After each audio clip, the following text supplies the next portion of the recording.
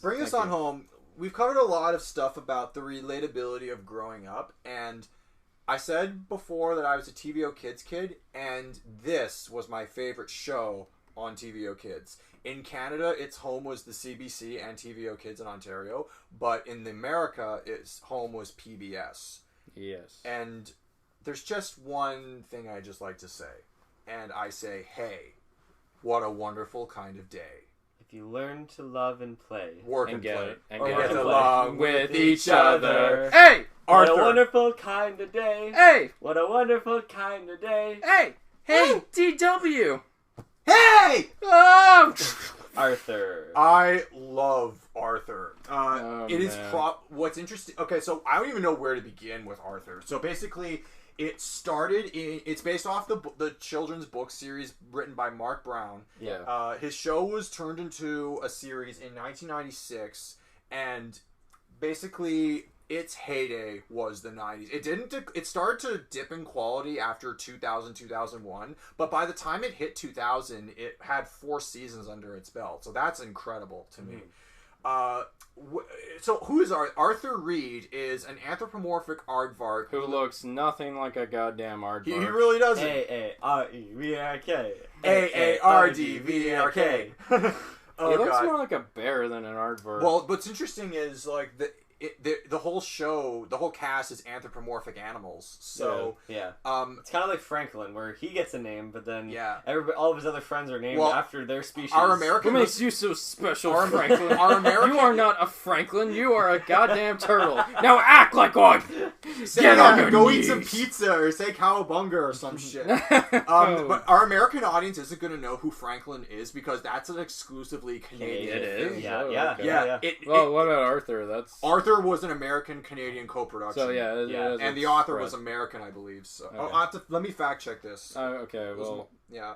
So anyway, Arthur Reed he lives in the fictional Elwood City, and I've read that the aesthetic of Elwood City is based very much off of Boston or the suburban part of Boston. That, yeah. Have any of you been to Boston? I wouldn't mind checking it No, out. actually. They got good clam chowder. Oh yeah, but so it's implied that it takes place like near a lake, but it's kind of a landlocked city because the ocean is implied that it's sort of close by. Okay, but how's the show? Yeah, so the show is like? Phenomenal. This show is all about growing up, and it's so diverse that literally every and any topic that you can think of, Arthur has covered it. Like when it came to growing up, It's true. It's so vast. Yeah. So I'm going to talk about a bit of the characters because there's way too many to get into. In fact, there's so much material to cover that we may have to save like a deep dive of Arthur like for another day because it's already been a long episode. But the point is, so Arthur, like I said, he's an anthropomorphic aardvark who lives under his parents. They're all kids. They're in 3rd grade.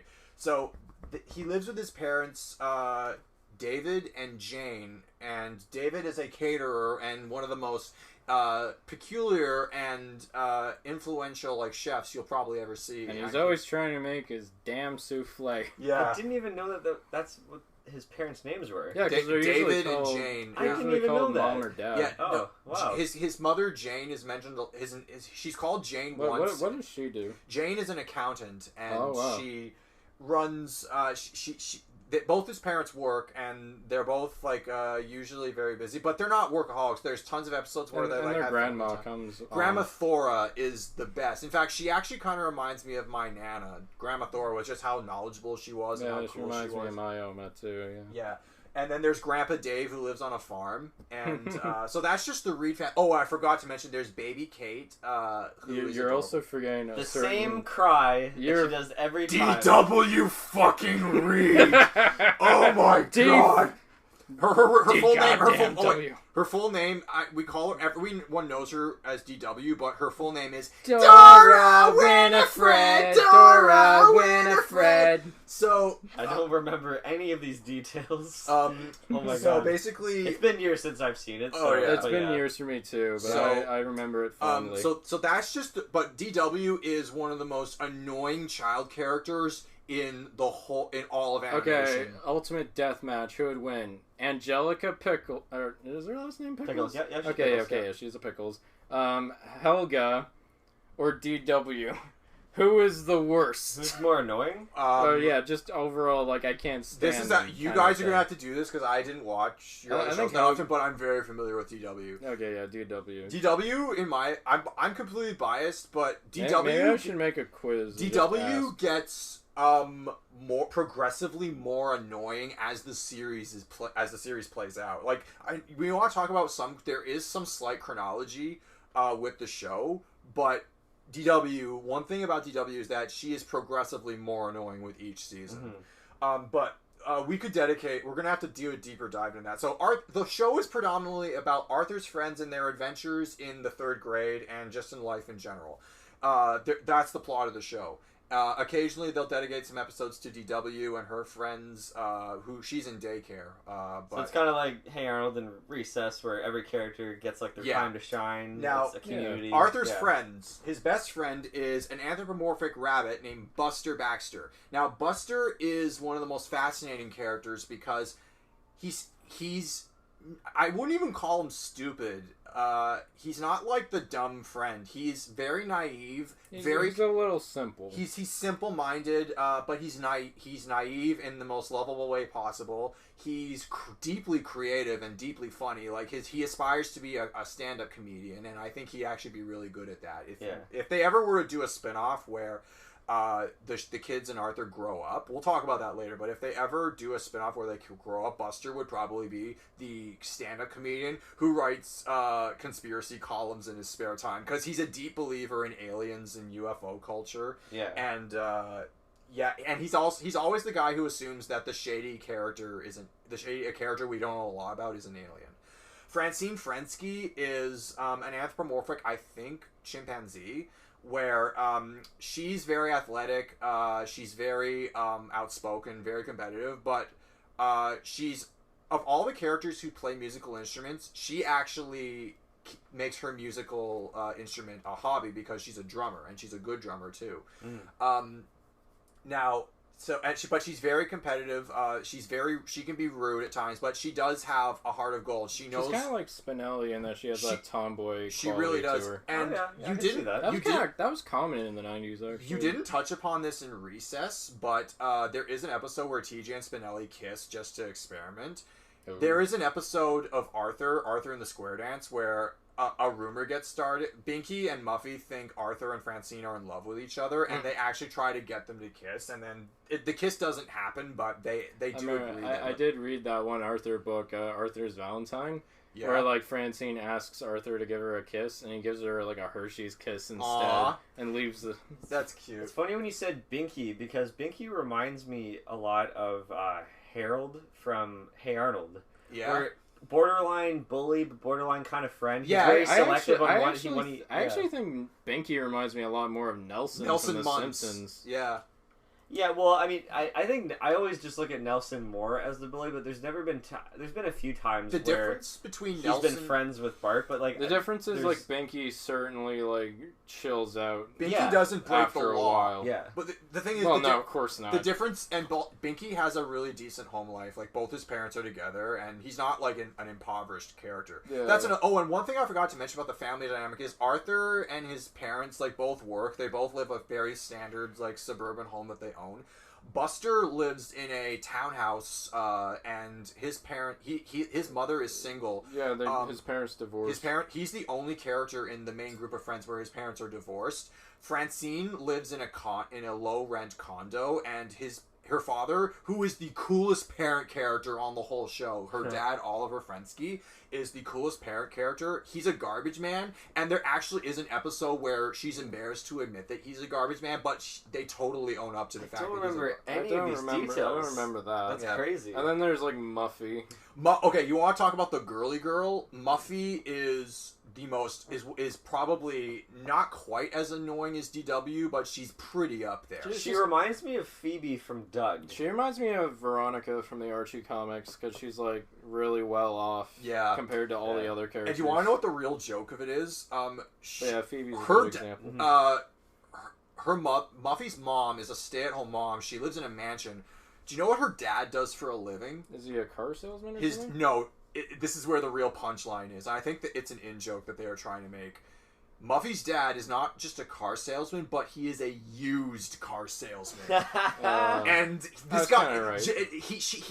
the family has enough money to match Jeff Bezos. Like they are that rich. Like they can pay for anything. Muffy always brings the coolest toys and the coolest gadgets to school, and she's always fashionable. And she's very stuck up. But for some reason, Muffy and Francine become best friends. Like the tomboy and the girly girl are the best friends. So I think that's actually a really interesting dynamic. I also really like the Brain. I love his first name is Alan. I genuinely do not know what his last name is, but it's his Brain. Yeah, no. Alan the Brain. Alan the Brain. The Brain. Pinky and Alan the Brain. Yeah. Alan and the Brain. Oh, that's what they were going for. That would have been a good episode. Pinky and the Brain have so many episodes where they're just a unit together, and it's Pinky and the Brain. One is a genius. The other one's a bully. Yeah, if I had to... Pinky and the Brain would have been good for this episode, yeah, too. honorable mention. Well, we have to talk about Animaniacs, really, because... that's probably going to have to be its own episode. I didn't really watch that show a lot, so that's why I didn't pick it. But back to Arthur. So now back to Arthur! And now back to Arthur! Yeah, that was cool. Arthur had the in-between segment where live-action kids talk about the episode we just watched. Or I remember them like painting and doing arts and crafts. Yeah, and they went to really little kids. Like they went to Yeah. kindergartners or first graders. But then, and Binky Barnes is probably my favorite character. He's he's the frenemy. I like his voice. Yeah. Oh, and also there's Sue Ellen Armstrong. She's not a mean character ever. She's overly nice, and she's probably the most diverse because she's that family she's the new character. Like, she's like Gus from Recess. Her parents aren't in the army. Her parents are just explorers and travelers, and her dad has had, like, jobs that move him all over the world. And Cody's face is so perplexed by your knowledge of Arthur. No, I just don't remember these characters, actually. What were their names? Sue Ellen Armstrong. She was the mouse. Was she a mouse? I don't think so. Was she, like, small? No, that's Fern. Yeah, Fern. Okay. She was the Fern dog. Walters. She was the self-conscious one, yeah. Yeah. Fern is the quiet one who's a poet. Where's that moose-looking kid? George? Yeah, he gave everyone head lice. George actually... God damn it, George. What's interesting is George didn't really come into his own until, like, 4 seasons in. It's like Butters from South Park. Yeah. George is the Butters. I don't think... What's interesting is George... I stopped watching the show, like, after the 5th season, because by the time we grew out of it. Yeah, you do grow out of it. Yeah. That's going to come into one of the questions later, but we'll get to that. But yeah, so basically, George gets tested for dyslexia, and he actually gets he's shown to be dyslexic. And my friend many years ago, I don't think our audience knows this, but I've mentioned a couple times in the last couple episodes about the autism spectrum. I'm actually on the autism spectrum. Evan, I have Asperger's syndrome. I was diagnosed when I was 5, and a few years ago, Arthur actually covered Asperger's syndrome. Like I said before, any topic you can think of that is relevant to childhood, Arthur has covered it. Everything. They have literally been on for that long. They have covered so much. Wow. Now, the episode where they talk about Asperger's syndrome, because apparently it's revealed that George might have it, and Brain, I think, explains what Asperger's syndrome is like to George. And because Brain is the only one who would be, like, really knowledgeable about that. Because, Brain is very scientifically inclined. There's even one episode where he casually just says, "I can make rocket fuel easily," and I'm like, kid, are you going to be on the FBI watch list? Timothy McVeigh over here. Yeah. Or Dexter from Dexter's Laboratory. But anyways, none of the same ilk as Timothy McVeigh. So that's the characters and the episode. You forgot a few. You forgot the principal. Oh yeah, Principal Haney. He's great. He's like this bumbling. He's so hard done by. Yeah. I remember one episode. He wears glasses. I remember the episode where he's like getting ice cream and Arthur accidentally ties him to his bike. Yes. I'm sorry. Wait, isn't there a clown that's allergic to dogs? That's Pickles the clown. He's not a very reoccurring character. I don't remember that guy. How do I remember That's in the episode where Kate wants a balloon at a carnival and she starts crying, and then... By the way, Arthur's dog's name is Pal. Pal. And we are forgetting the best character in the show. Mr. Rapper? Mr. Rapper. Mr. Rapper. Ratburn. Ratburn. Mr. Ratburn is not what you think would be the teacher from hell, but he's not mean. He's got that Finster quality where it's like, yeah, I don't know if I really want to be alone. Like, I don't want to spend being every nice. Day. He is nice. Mr. Ratburn, nice. Mr. Ratburn is super cool. Yeah. Like, and do you remember how there are a couple episodes that Arthur paralleled, and there's actually lots of shows have, I think, taken episodes from Arthur, because there's an episode, much like how when Spinelli has to live with Miss Finster, there is an episode where Mr. Ratburn's roof caves in from a snowstorm, and he has to go stay with Arthur for a weekend, and Arthur discovers that not only is Mr. Ratburn, like, a super cool human, not human because he's a rat. Like, they're all anthropomorphic animals. But not only is Mr. Ratburn a super cool person, he like is he's very smart, but he also is super understanding. Like Mr. Ratburn is deeply creative. Outside of teaching, he coaches basketball. He runs puppet shows for little kids. He also is a magician, and there's an episode where he works in a joke shop for the summer. It's a really Mr. Ratburn is the teacher that he actually reminds me of my 3rd grade teacher, Mr. Mewson. But the thing that I always found clever about their 3rd grade classes, Mr. Ratburn is a 3rd grade teacher. He teaches them like they're in easily grade 12. Like the work they have to write like 1,000 word. They have to write like 5,000 word essays like for homework. Some of the homework they had, just a little homework tonight. I have to talk about that episode. Oh, that was a great episode. But and you're the one who doesn't like musicals, but that episode's awesome. Those songs slap. Yeah. Can I tell one episode that I remember? Yeah, for sure. That gave me like anxiety watching it as a kid. Which one? The spelling bee one? No. It was the episode where DW she joined gymnastics class. DW flips. And then she is on the high beam. Yes. I don't know, for some reason she's trying to show off that she can be on the high beam with one foot, with one leg, and she's about to fall off and all that. I just remember as a kid, like I don't know if to this day I still like remember just feeling so scared for her. And but what's interesting is that the structure of that episode I remember where it shows that at the beginning. And then it'll show the title of the episode, but it'll flash back to how we got to that point. All the episodes, they start with a cute little title card animation, and then they have like a prologue. Yeah. And they talked about that scene in retrospect, and I remember thinking, oh, that's intense. And then when we got to the actual point at the end, where like I think her mom caught her right before she was about to fall. Her best friend runs in at the very last minute with the teacher and DW's mom, and it just scared me. And also really does. The thing that I'll always remember, like I don't remember specific things about the show, but you want to know one thing I'll always remember because it was a bit of a repetitive thing about the show is the music, the banjo stuff, like the intense stuff, like the like it gets higher, or that sentimental song like.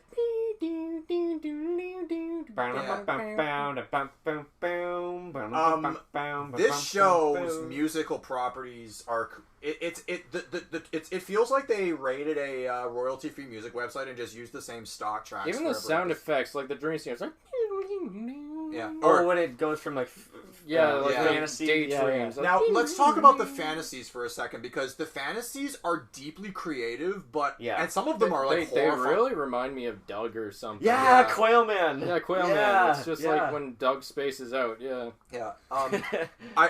Like I said, in Sticking Around. Sticking Around does it too. There's definitely going to have to be like an episode where we dedicate to Arthur. But I'll talk about some noteworthy.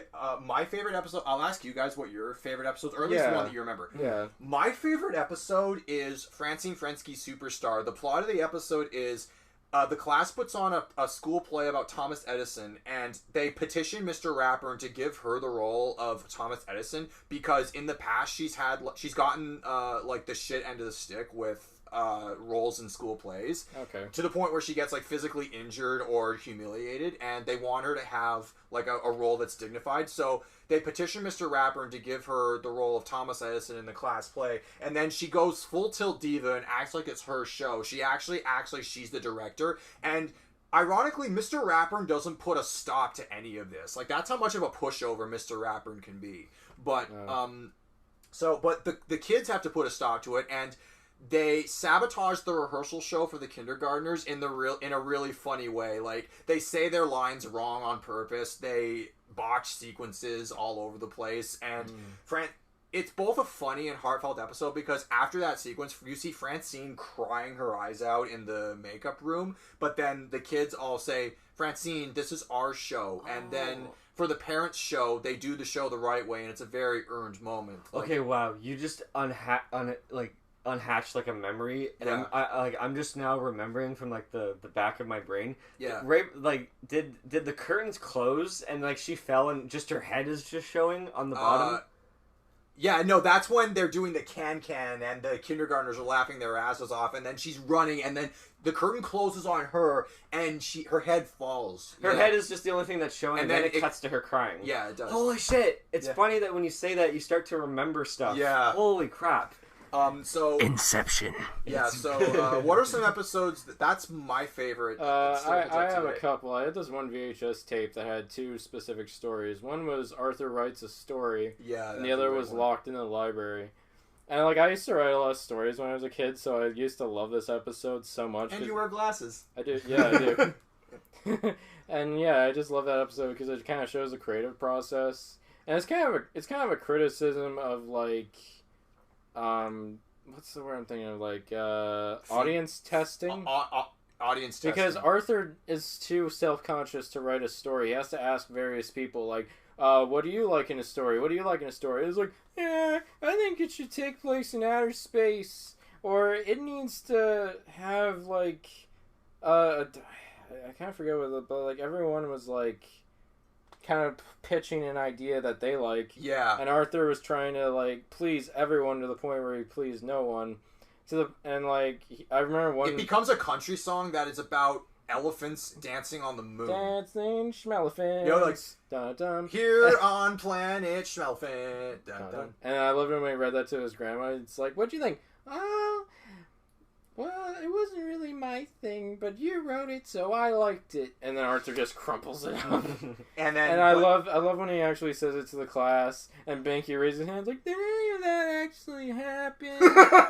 And then he Banky. And then he ended up telling the story of like how he got his dog, and everyone really liked that story because it had some even resonance. Mr. Rapper did. He gave him a really good mark, and he just has to write it by like next week, and then he's done. And all of this started because DW said this. Because DW for some reason does not like Pal.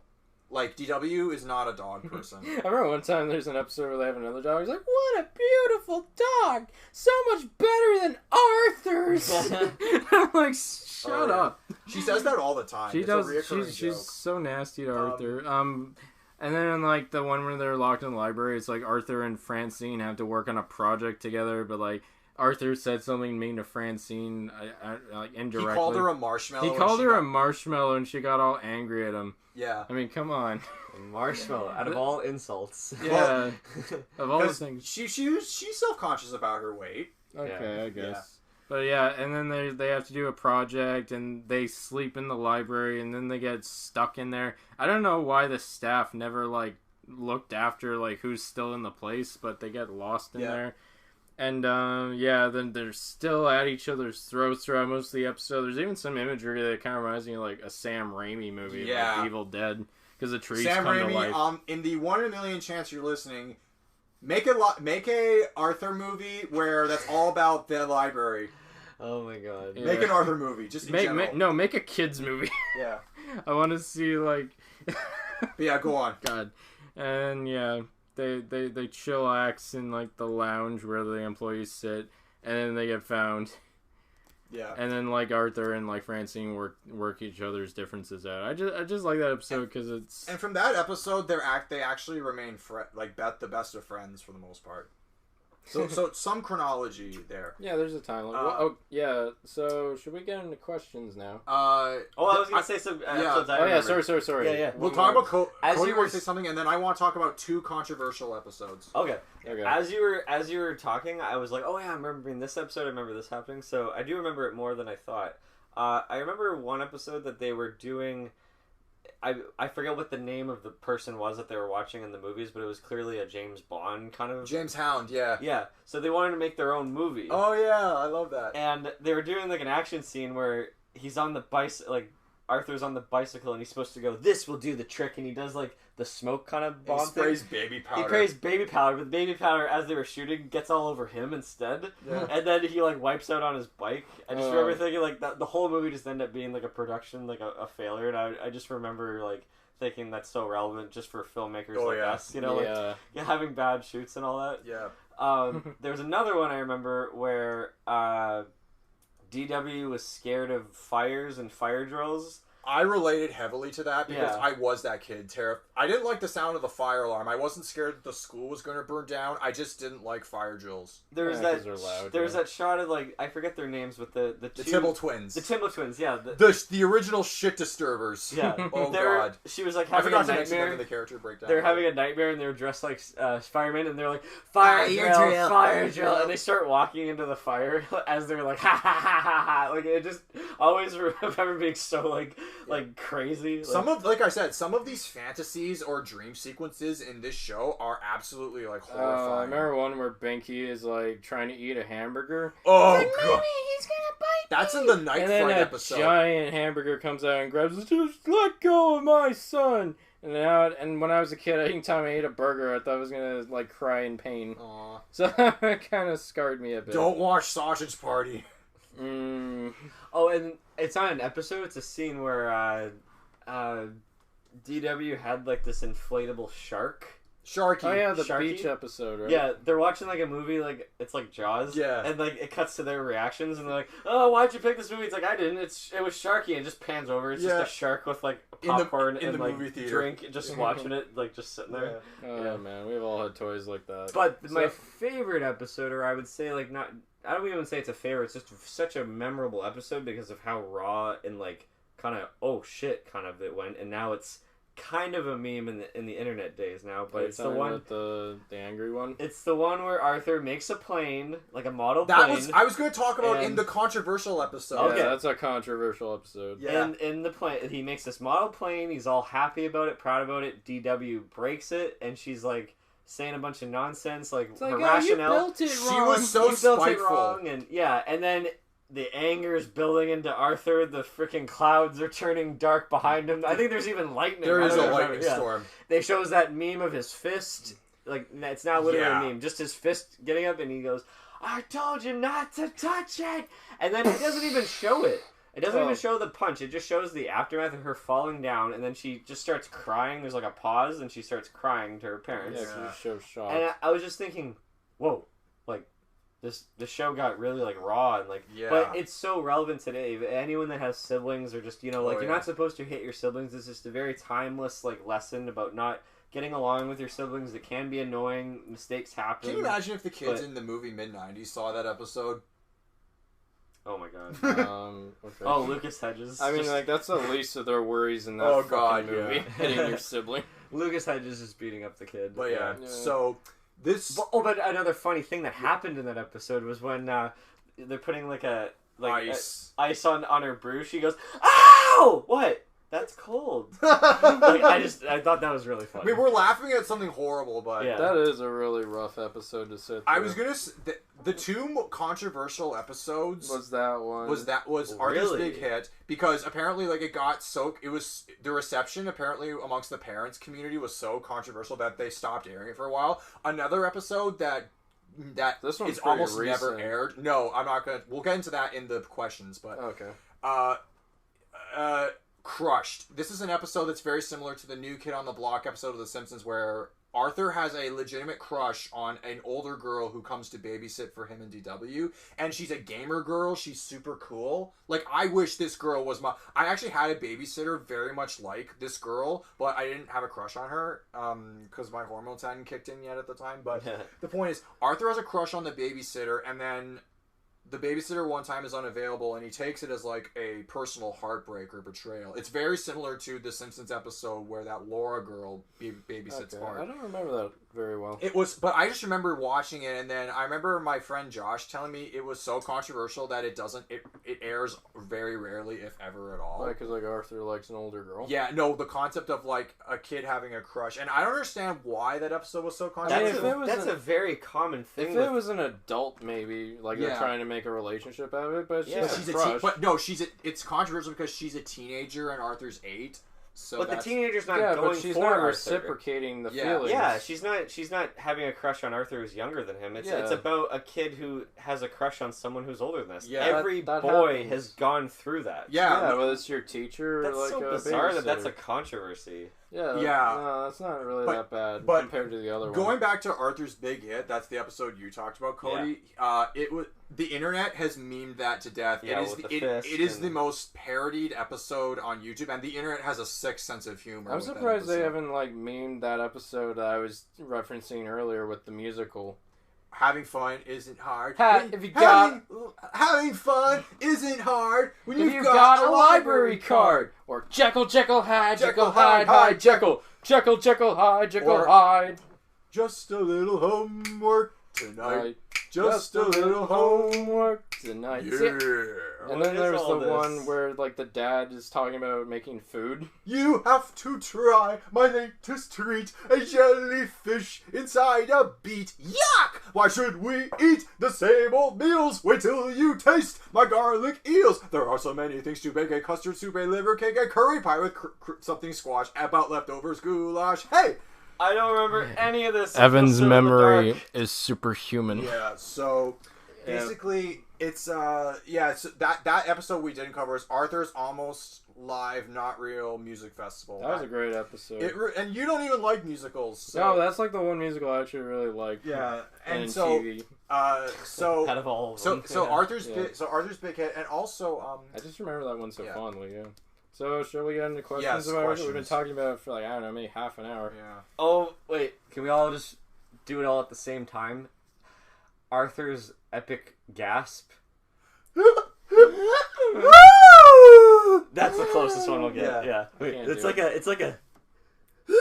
It kind of reminds me of Hank Hill, like whoa. Or Kate's like that stock baby sound effect that you. Like it gets high pitched there. Yeah. It plays in TV shows, it plays in movies, and I always associate it with Kate. Yeah. Because they play it so much in that show. Yeah, they Yeah. do. So wait, questions. how did it? Is it still a running show?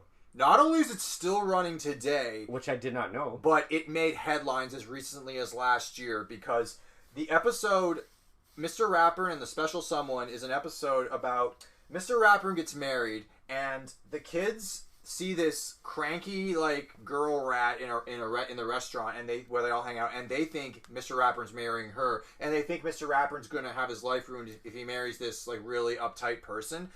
So they create a plan to stop the wedding, but then they realize that no, that's Mr. Rapper's sister. Mr. Rapper is gay and getting married to a man or an aardvark. And Wait, he's married. He's not married to another rat. He's married to a completely different species. yeah, Mr. Rapper is gay. He's a gay rat. Oh, of course, people are gonna make a big deal out of that. It was controversial in the states where it's legal to marry your cousin. Oh, The red states. And it actually got banned in a couple of southern states. No, you Americans. They're but not the most the open-minded. only reason it's even news is because of the like bigotry towards the LGBTQ community. And it's not... I watched the episode out of curiosity. It is not like controversial. Like he doesn't talk about what they're going to do on the honeymoon. The episode literally ends with them marrying a man. But yeah, it's done tastefully. it's done tastefully and subtle, and the whole point was it was just a misunderstanding. They thought she was gonna marry the more mean one, but it just happened to be like someone else. And they're super happy like that he's gay. Like it doesn't even cross their minds what gay is. And I personally think they are the perfect age to learn about what it means to be gay because I actually learned about what it meant to be gay on the schoolyard. And it wasn't in a bigoted sense. I heard a bunch of kids throwing around the words, haha, gay, you're gay. And I'm like, what does gay mean? Yeah. And my best friend at the time said, gay is when a boy likes another boy or a girl likes another girl. And I'm like, okay, that's fine. I didn't learn about the whole prejudice and intolerance towards this lifestyle. Until you're older. Until you're older. Yeah. Well, same with every... Yeah, Yeah, well, I'm the same way. And, so... they cover it so well, and we're gonna have to save like the other topics that they cover for another day. So yeah, I think this is the only show that's still running out of our entire list. I think so. Revival's not included. In fact, it says here that next to The Simpsons, it is the longest running animated series of all time. Yeah. Wow. I did not even know it was still running. Yeah, it's in its 20. I guess it would be 24th season now. Holy if they're shit! Yeah, I did not know that. It's on its 23rd season with 2 more on the way. Yeah. Is the animation still the same? Probably no. not. It got downgraded to Flash animation. I hate Flash. It's easier that way. Because hand drawn is a dying art form. If it's not, sad that it is. It's sad that it is a dying art. So, was it adapted into a movie? I don't even know this. No, even direct to video. Nope. Really? There were a couple of Christmas. Okay, I will say this. There were a couple of hour-long episodes where they weren't movies, but they did get... There's the Christmas special, Arthur's Perfect Christmas, but no theatrical movies. You'd think that they would have done that by now, but... It's so popular. What would the stakes be? Like, you'd have to come up with something really big.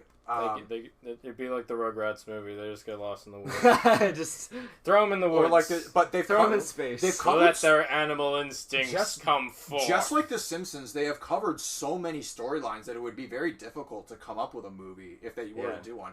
They haven't been turned into a movie, but I will say this though. One of the biggest, there have been tons of guest stars on the show that I don't have time to talk about, but the biggest guest star they had was the Backstreet Boys, and they dedicated an hour-long episode called Arthur, It's Only Rock and Roll, where the Backstreet Boys were the guest stars. What? And what's ironic is the Backstreet Boys are not a rock band, they're pop. Yeah. No, they're not. They're a boy band. They're a boy pop band, but Francine starts a rock band, and they wind up playing on stage with the Backstreet Boys at the end. So that's cool. A good story for another time. I still remember that Binky episode. You remember that the European band that comes in? Binky, yeah. Didn't he hang out with like a couple of like older, rough-looking the Jimbo Jones like a gang? People. It was the Tough Customers, is what they're called. But and they always played that down.